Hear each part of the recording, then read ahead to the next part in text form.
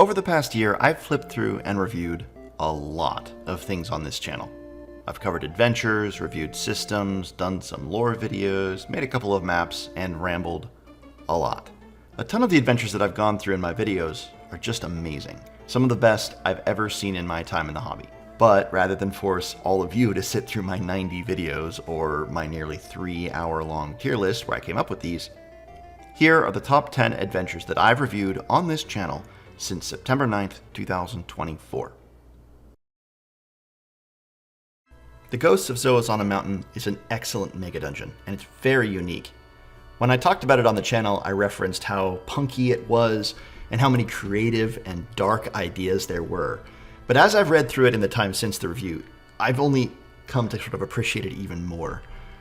The sheer amount of creativity in this mega dungeon is quite high. It reminds me of something like Ave Nox, both in terms of its presentation and tone, but also just in the sheer sort of left field way it approaches things.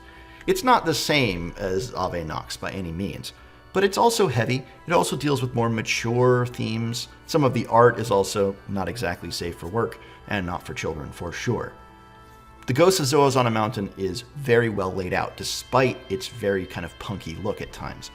Hyperlinking is one of my favorite things, and this book has just spent a ton of time. The creators have spent a ton of time making sure that everything links together very well. But it's one of those products, and the reason it's not higher on the list, is that you do have to read through it and read through it and read through it in order to get a sense of the whole. It is not sufficient to work through it page by page, making sure you understand everything there. Some of the hyperlinking will jump forward, some of the references will take you to later in the book. And so, despite the fact that, again, a lot of attention has been paid to making it usable, it is still rather hard to use. But that's worth it for the quality of the material, for the level of the art, for the quality of the places, the locations, and the ideas. This is such a fantastic place. Just for this page alone, I would give this a high ranking in any system. But when you have art like this, it draws you into the world. This particular piece reminds me a bit of Vermis, if you guys know what that is. The rest of the art isn't so much in that vein, but this particular page definitely does. When you're looking at the dungeon deeper down into the mountain, the layouts are great. But once again, you kind of have to navigate your way from page to page and location to location. It's not super easy to immediately see where everything is in relation to everything else. Now again, hyperlinking helps a lot here, because this has a sudden drop to 44, and you could just click on it, and now you know where you are. So in that regard, you could certainly run things from the page, but you're not going to get a sense of the whole unless you really go through this and do some work. When you're dealing with any kind of mega dungeon, there is going to be some stiff competition out there. But the Ghosts of Zoazanna Mountain punches well above its weight. Dungeon Crawl Classics has a really devoted following, but I don't feel like it gets the love that it deserves. There are so many adventures for the system, and this is one of the best. Number 91, Journey to the Center of the Aereth. This obviously harkens back to Journey to the Center of the Earth by Jules Verne, so it sort of goes back to the source of the hobby even before Conan the Barbarian and Tolkien, back to the 19th century. And it's pretty much an adventure that fits that model. You start at the surface, underneath this massive glacier, and you go down into the depths of the earth. This one is so cool. First of all, the world beneath the surface, when you finally get to Lost Agartha at the center of the world, it's a setting you could run whole campaigns in. But the journey is, well, half the battle, as they say, and this adventure really shows you that that's the case. Getting down to Lost Agartha is a campaign in and of itself. Like most DCC adventures, this book has beautiful art throughout. But it's not laid out in a way that I think a lot of people are comfortable with. Just more modern audiences, more modern GMs tend to prefer a lot more concise writing, bullet pointing, hyperlinking, and that's not what the DCC adventures really have. They lean on the older style, a little bit less dexterous, but some people really prefer that. And I can understand why, especially when the writing is good. And the writing here is good. But there's a lot of conventions that you kind of have to get used to in DCC. The way that things are laid out, read aloud texts, for example, are part of it. But the ideas that you get in this adventure are just top tier. Like I said, you start in a glacier, and slowly but surely you work your way down through the earth. There's a couple really cool mechanics in this adventure. As you get closer to the core of the Earth, your strength goes up and you can jump further. Really, what you see throughout this book are the various big locations on the path down towards the center. And then finally you get the place itself. And so these are not necessarily dungeon rooms. They're often quite big. Area A might have a few locations, but Area B is an entirely different thing. You come to this place, the Twilight Shores, and there's a bunch of city-states with weird creatures down here, the slave cities of Lost Agartha. And rather than being fully fleshed out and detailed, they're more indicated. Towards the end of the book, you get the map of the underworld, and man is it cool. Now you can see each of these hexes are 50 miles, so this is a huge journey down into the earth from the surface all the way to the shore of the Sunlit Sea. This is such a cool adventure. Starting at a glacier city, going down beneath the earth. It's going to be a campaign your players will remember for a long, long time. I'm not a huge fan of body horror, but every so often an adventure comes by that is just so good I can kind of look past that. And Date of Expiration is one of them. This is a very weird adventure. It's an OSR module, sort of system neutral, but it's for levels 4 through 7, so it's a little bit higher. And the stuff that you're dealing with is really, really weird. Now, the preamble to the book says it better than I could. The premise of this adventure is simple. Mechanical beings from the future have come back in time to experiment on the local population. That means there's an element of science fiction to this. There's going to be cords and wires, holograms, and constructs, ghosts in the machine, so to speak. But some players, some GMs don't mind that at all. In fact, they tend to like that in their fantasy. Again, I'm not always a fan of it, but here, I looked right past it because the adventure is so creative. The structure itself is bizarre. It's this weird maze of twisting biometallic things.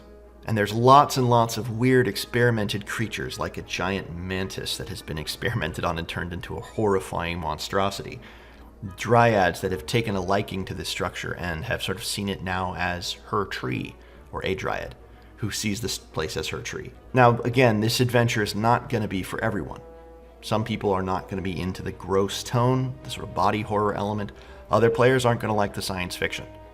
But if you are a GM who doesn't mind both of those things, or you have a group that doesn't mind those things, or you want to try it out, then this is such a good adventure. It comes with a nice hex crawl, which leads you to the final dungeon. Clearly, the final dungeon is the highlight of this adventure, though. The hex crawl is there to get you to the dungeon and to create sort of a atmospheric approach.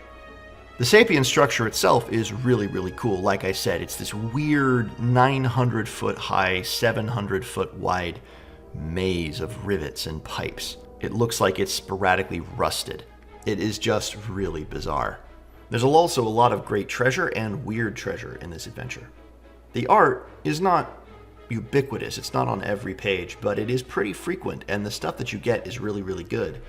Occasionally you just get maps, quadrants, but very often it's flavorful and it draws you into what is happening in that place. The Sapiens themselves are the highlight of this game. They are really bizarre. They remind me of Necrons from the 40k universe. In fact, I'm sure there was heavy inspiration there. Especially one Necron in particular who wants to create these sort of biomechanical monstrosities. That's sort of what the Sapiens are like. Some of them have leaned into trying to reflesh themselves. Others are totally happy in their cerebral state. Synthetic is maybe a better word. You also have really strange creatures here, like the ghost in the machine, the gearheads, the dreamer, or the dryad. The rival adventuring party in here is also awesome, as is the pilgrim, a random NPC that just happens to be here. I say just happens to, but he's sort of a mysterious figure. It's a little bit hard to follow as you're reading through the various features, the various rooms. There's going to be a lot of clicking and flipping until you get a sense of where you are, because a lot of the quadrants look very similar. But enough attention has been put to drawing some of the encounters on the maps themselves, and as you can see from this little diagram here, there's a lot of extra help that's been given, like loot here. Heavy door locked 2 and 6, with some indications of where the other quadrants are. This is a great adventure, and it's a pretty long one, 110 pages in PDF form. But if you're interested in something like this, A dungeon full of biomechanical monstrosities, weird warp and time dilation, and a lot of powerful magic items, then I think Date of Expiration is for you. I highly recommend you guys go check it out. Rarely have I seen a book that is as beautiful as the Gardens of Ynn, both in its construction and its presentation, but also in its idea. The Gardens of Ynn is an extra-dimensional space, a plane of existence that you can get to from any garden anywhere in the world. The gardens themselves are not always the same each time you visit, and it's often very difficult to find the same location you found the time previously. But as you go down deeper and deeper into the gardens, you find deeper and deeper secrets. The gardens are mostly abandoned by their creators, but you might be able to find some remnants left. This is an adventure that has just tons and tons of beautiful ideas. Some of them are a little dark, some of them are a little creepy, but mostly they are evocative and they will fire your imagination. The art throughout this book, the incidental art and the full page art, is beautiful. You see this very beautiful, loving illustrations here. But also, the sequence of the adventure itself, the mechanics of this place, are really well thought out. How to proceed deeper, how to separate yourself from the gardens and get out. It's all really well done. The locations here are each detailed, and you have things from the manicured lawns, the vine trellises, the silk gardens, all the way through to settlements, the splicing vats, the incubation beds, the vivisection theater, the electrodyne thickets, and on and on. Whenever you enter a location, you also have details that you're to roll, as well as a lot of random events, random encounters, and of course, the majority of this book are the locations themselves. But there's a healthy bestiary at the back with a couple appendices as well. You're going through this fairy garden that is full of weird things. It's not as body horror or bizarre in a lot of ways as Date of Expiration, say. But there's plenty of whimsy and plenty of darkness here too. This book is so beautiful, but it's like a beautiful statue that's cracked. There's something off about almost every location, such that it's going to stick with your players and maybe in a bit of an unsettling way. It's not simply beautiful. The whole presentation is excellent, and at 162 pages, this book is significant. The Gardens of Ynn is one of my favorite products that was released this year. Leaving the adventure side of it aside, it was a book that I enjoyed just reading through. I highly recommend everybody check this one out. Sometimes you've got to go with the classic adventure vibe. And Pestilence at Halith Vorn does that better than almost any adventure that I've read in at least the past year. It's a fantastic mega dungeon over 100 rooms that goes down into the earth, but there's also a surface ruins that has a bunch of little micro dungeons that you can explore or the party can explore at their own pace before they tackle the big one down below. It's part of the G. Hawkins Gunderholfen set of adventures, and so it's set in that big swamp around Gunderholfen. You have this cult that's operating out of a swampy dungeon, and it's up to you, the party, to stop them. Well, also, to steal their treasure, of course. This is an old school adventure in terms of its writing, in terms of its presentation, and in terms of its expectations. Lots of death, lots of curses, lots of magic traps, lots of treasure, lots of weird monsters. The NPCs are great, the rival adventuring parties are awesome. You have a village with a small introduction. The players are going to find out that things aren't great here. There is a timer for the whole dungeon over a series of days and weeks as things within the dungeon unfold. Here's the surface ruins of Halith Vorn. Each of these is a very small, maybe 1, maybe 3, maybe 5 room dungeon. But a couple of them have passageways that lead down into the big dungeon down below. I love any dungeon with side view maps, and this one does it quite a lot. Great art. Not on every page, but when you get it, very, very good. This is a satisfying kind of adventure to me. It feels old school in the classic way. I think a lot of people like this vibe. This particular dungeon does have one downside. and that is that the map is a little confusing, because what you're seeing here is actually not on the same level. You have to get a later map, which is the side view map, and put them together, actually 3 maps all said and done, and put them all together in order to understand what you're looking at. And that's a bit of a challenge. But it's worth it in this case because of how cool this adventure is. Halith Vorn, the surface, that's just one level of this dungeon. It is, in fact, a mega dungeon, going down through levels of stalactites, down all the way to the bottom of the cave floor, where there's a lake and lava pools, crystalline stairs, waterfalls, and lots of cool monsters and treasure. This is a fantastic adventure that's an homage to the classic adventures of D&D's days of yore. It's not entirely a recreation of any of those old adventures. It's an homage to Caverns of Thracia, and it shows. This is a fantastic adventure, and one that I recommend for anyone who's interested in playing really old school. It's 122 pages in PDF form, and there's a lot of dungeon to cover. This is not the sort of adventure that you play as a one-shot or even as a short campaign. This is the sort of adventure that your players are going to play for a while. But there's a lot of variety and a lot of cool stuff happening here. This is so cool. I'm glad this thing exists. The Pestilence at Halith Vorn, highly recommend everybody go and grab it right away. If you're in the mood for a very different kind of mega dungeon, then The Secret of Ungol might be for you. What you have in DrakBorgen, The Secret of Ungol, is a modular dungeon toolkit, where all of the rooms of the dungeon have been laid out, not spatially, but in terms of what's within them, the encounters each of them have, and the rules for generating a dungeon each time you play. The idea behind this book is that Ungol itself is a castle of this long-dead sorcerer, and it's inhabited, of course, by a dragon, and you're going in to try to steal that dragon's treasure, just like the board game. And so each time you enter the castle, it's a different place. This book is beautiful to look at. It gives me strong nostalgia, even though I have never played the board game itself, nor does this particular art look exactly like something that I've seen before. But it's evocative of the games that I used to play when I was a kid, and you'll see that in the art throughout. This is such a cool idea, and it's surprising to me that more people haven't done dungeons this way. As you can see, it's a very big book with a lot of sections. Each of the sectors has multiple encounters per the room. You have trap generation, random tables for events and monsters, lots and lots of treasure, and of course monsters and artifacts. This also has rules for a dragonbane funnel, which is not in the base game. That's kind of a cool addition, but that really only applies if you play dragonbane. The writing is great and evocative, but the rooms themselves are the highlight.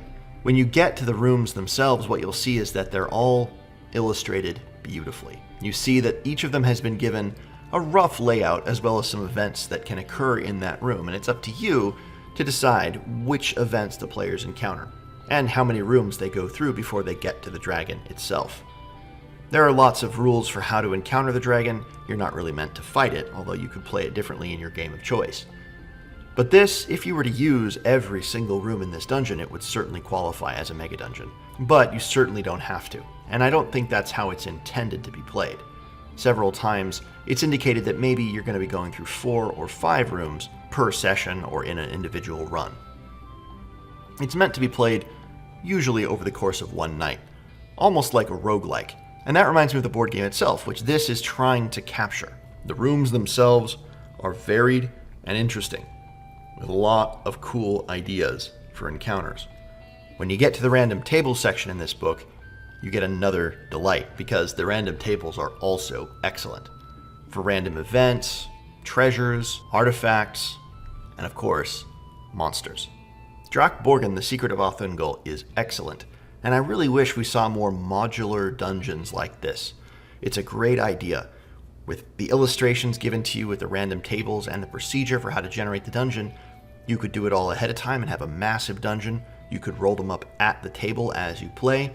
This could be one big mega dungeon the players explore, and that remains consistent each time they come.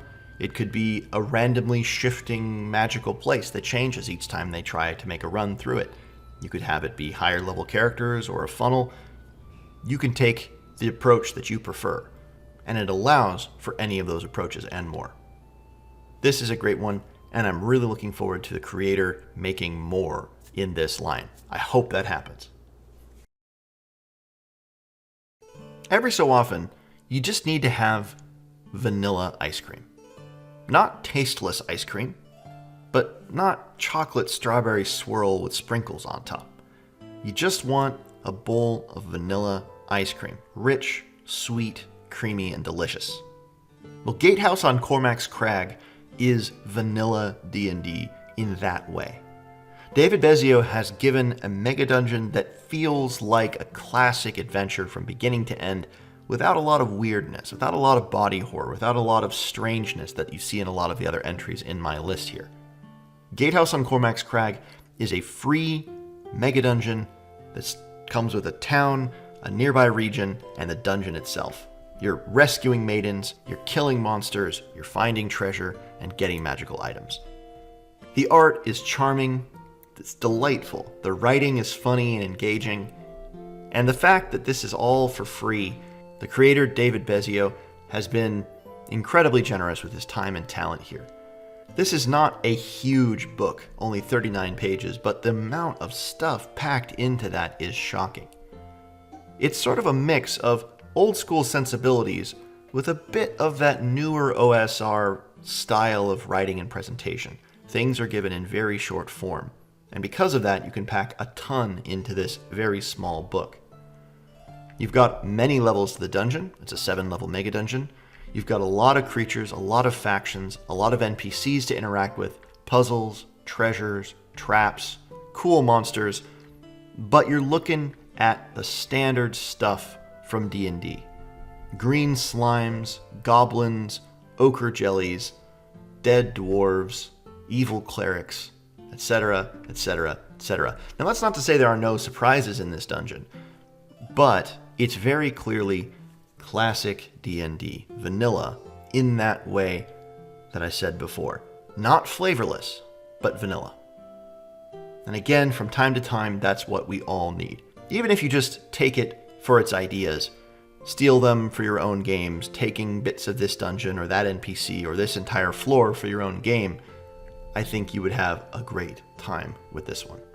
It's a big product in a small package, and I think everybody should check this one out. The Gatehouse on Cormac's Crag is awesome. It's for swords and wizardry, but it works for almost any old school game. It is a delight.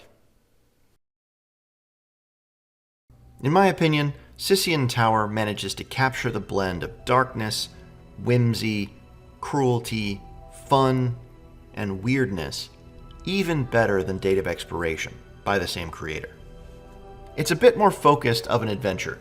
There is still an approach and a region around the dungeon, but it's much more direct than the more open hex crawl nature than the area around the dungeon in Date of Expiration.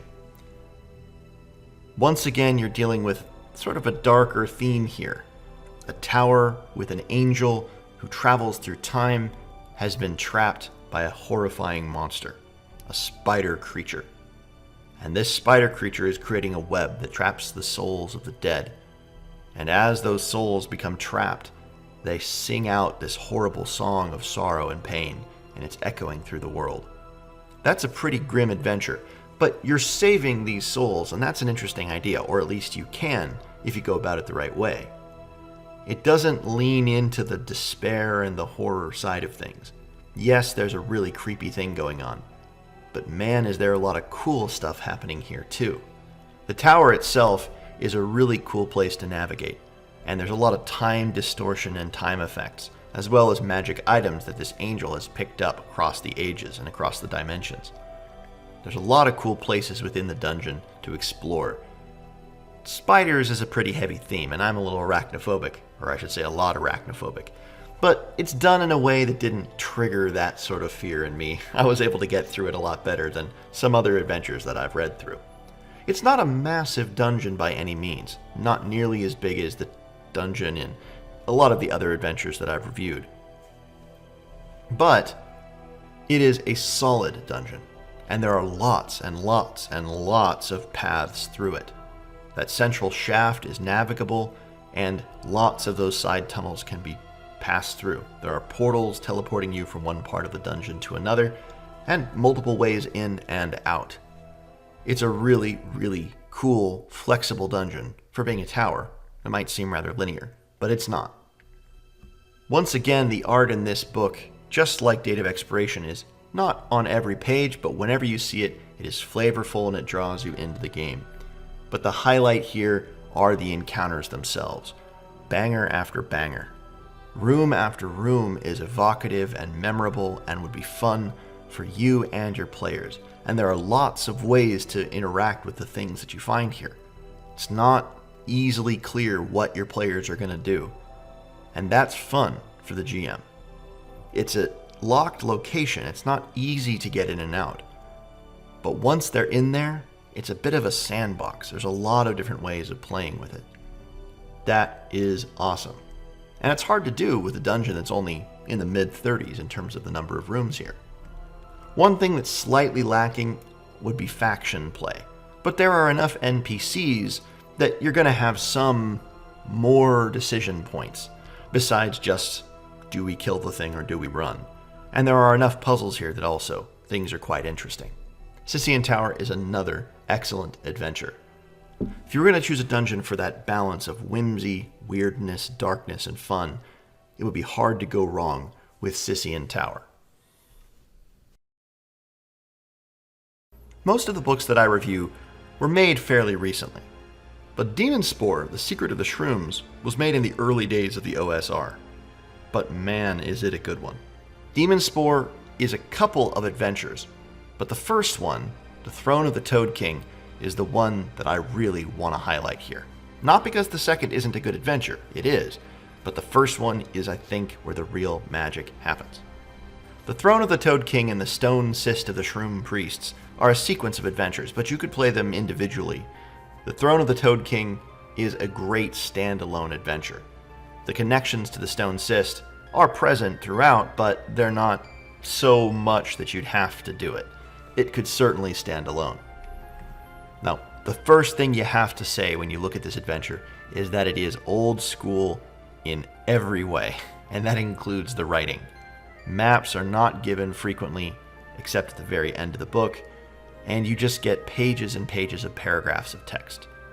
In the introduction and the room descriptions, the map key, you just get texts and texts and texts. There's a lot of art, and that art does help to break up that wall of text vibe, but you do have to slog through it. So that is the downside. The upside is this is such a great adventure.